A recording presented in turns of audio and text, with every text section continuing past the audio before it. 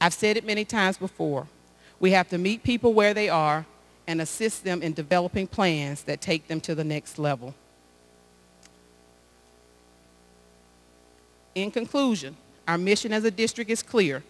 We are charged with ensuring that each student reaches his or her full academic and personal potential and is a well-balanced citizen through an educational approach characterized by continuously refining teaching and learning, optimizing technology to transform the system, providing safe and nurturing environments, engaging and enabling families, effecting community partnerships, embracing and honoring all aspects of diversity, and guaranteeing professional staff who are committed to students. Marva Collins said it best, success doesn't come to you, you go to it. Let's tap into Remarkable. Are you ready?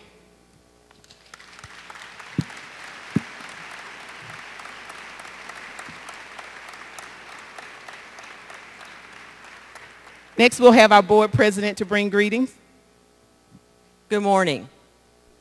I am Debbie Wolfmeyer. I have the privilege of being a board member, and yes, after 4 years, I do still consider it a privilege.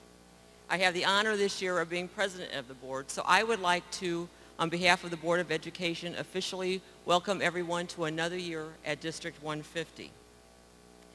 My message today to you is brief. I know you like brief. I used to sit out there, so I know you're looking for brief. But my message is change. We've already had a lot of changes in our district in the last few months. We have new leadership. We are opening brand new schools. We have combined some schools, closed some schools. We have students in new locations and staff in new locations. But we aren't done. We need more change in this district. What we really need is a change in our culture and our mindset. We need to raise the bar in our district and set higher expectations. We need to have accountability in our district from the very top down to the very youngest student so that we can accomplish what needs to happen. Now, I understand that change is difficult. No one likes change. It's easier to keep doing things the same way we've always done them, and it's more comfortable just to leave things alone. But this district can no longer afford the status quo. In order to make progress and move forward, we have to change the way we do things in this district. So what I ask of you today is very simple. As these changes come about and as they trickle down to your building or your department or your classroom or your desk, don't resist it. Embrace the changes. Help us to change the direction this district is headed by being a part of the changes that are coming. Help make every day in District 150 remarkable. The other thing I would like to do this morning while I have the opportunity is to say thank you to all of you. Whatever location you work in, whatever your job description is, every one of you has the opportunity to make a difference in a child's life every single day. And you all step up to that task. So I want you to know that your hard work, your support, and your dedication to our children is greatly appreciated. I know your jobs are sometimes very difficult, but you come back day after day and devote yourselves to shaping our children. So for that, I want to say thank you. So as we all come together, we're going to make this year one of the most remarkable District 150 has seen in a long, long time. Thank you.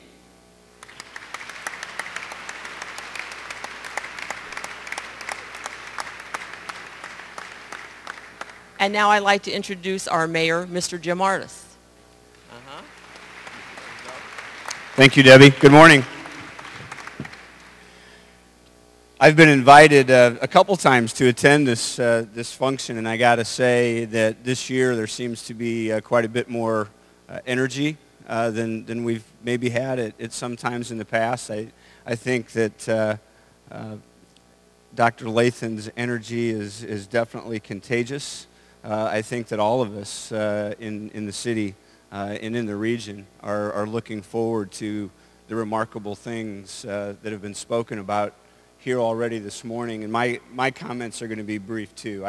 I would like to acknowledge President Wolfmeyer and the board and for a lot of the difficult decisions that they made last year to put us on a new path for progress in Peoria. None of the decisions that we as elected office holders make are easy. They always come with considerable pushback, and it takes a lot of energy and effort to make those tough decisions. You're not going to make everybody happy, but I applaud them for making those very difficult decisions. And also, as I've done publicly before, certainly welcome Dr. Lathan and her team to Peoria. And they know that the expectation level is very high. They're up for the challenge, and I expect that they will not only meet those challenges, but they will exceed those challenges. Before I just say a couple things to those people who are at ground level, getting it done every day for our kids, who are the most important thing to us, I would like to acknowledge and thank Carl Cannon and Mr. Darling and Mr. Parker and the others who did an outstanding job in our community yesterday by bringing together and putting focus on the importance of fathers and the need for all of our fathers, all the dads, to take responsibility, provide a good, solid level of examples for their kids, and to be part of a strong community. Thank you very much, Carl. Mr. Darling.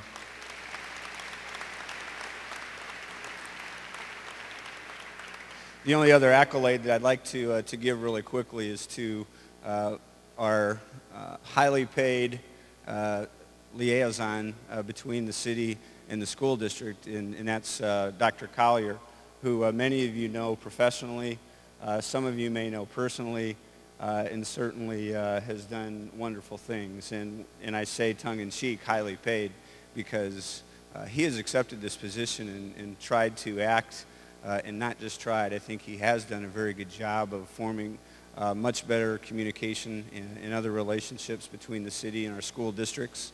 But he has done that at an unpaid level for going on 3 years now, and I think it's provided us with a much greater ability to interact and discuss these issues that are important to not only the school district, but all the city of Peoria.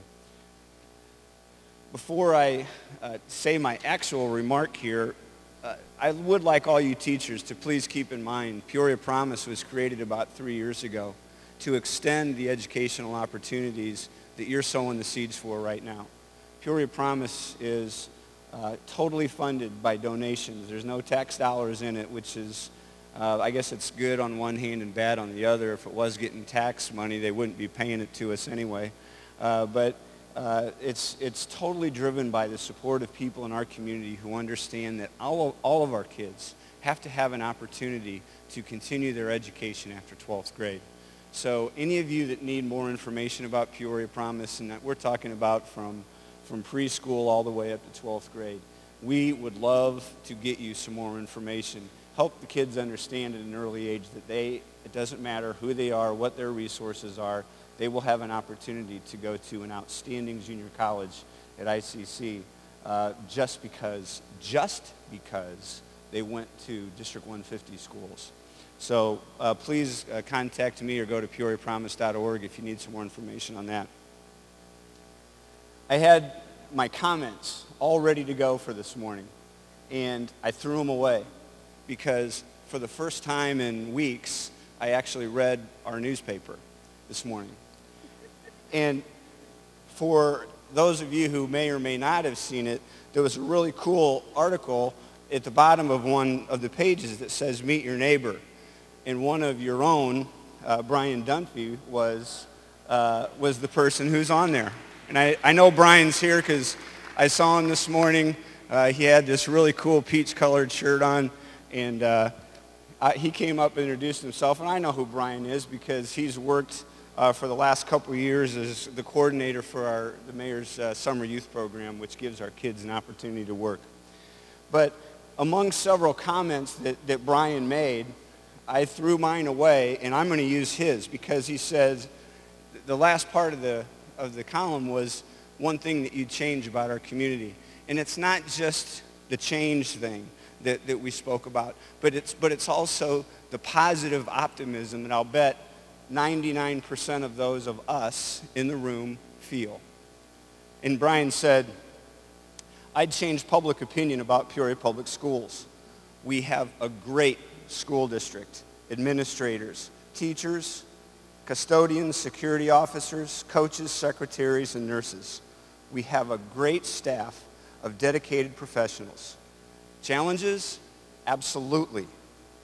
But the many, many people who I know and work with want to work here and work hard every day. That's Brian's quote, not mine.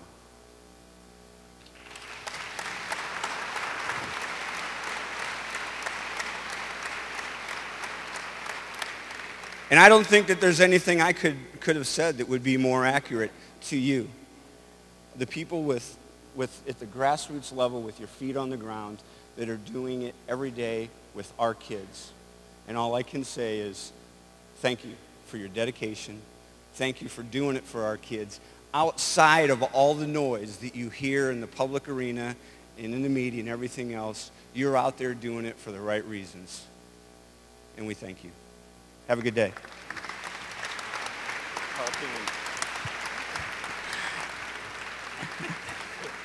And it's my pleasure to be able to introduce somebody that got the biggest round of applause for good reason.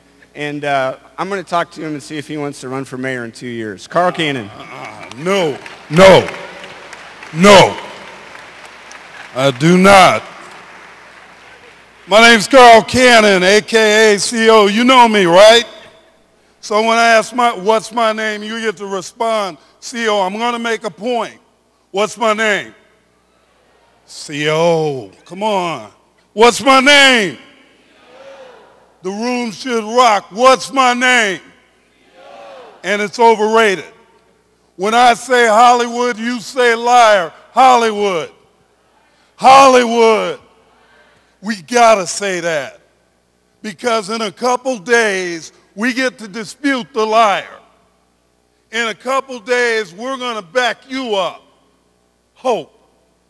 We're gonna back you up with more than just words. We're going to say to the youth in our community, Hollywood lied. It's time to pull them up. It's time to cover it up. A couple of days ago, I was standing in Taft and I was talking to one of your students. I told the media this, that he's 15 years old. He knew me as CO. Young man and I engaged in a conversation. He says, Officer Cannon, I'm tired of the projects. I said, projects? He said, yeah, I'm so sick of Taft. It was at the time where crime was in the newspaper a lot. And I said, son, where do you live? He said, Taft, like, hello. I said, that's the projects. He said, yeah. I said, well, let me ask you a few questions. First question was, can you walk out your front door? He said, yeah. I said, when you get out that door, visit the neighbor on your right or your left? He said, yeah, looking a little irritated with me. I said, did you realize about a half a block away there is a dollar store? Can you walk over there? He said, yeah. I said, son, you don't live in the projects.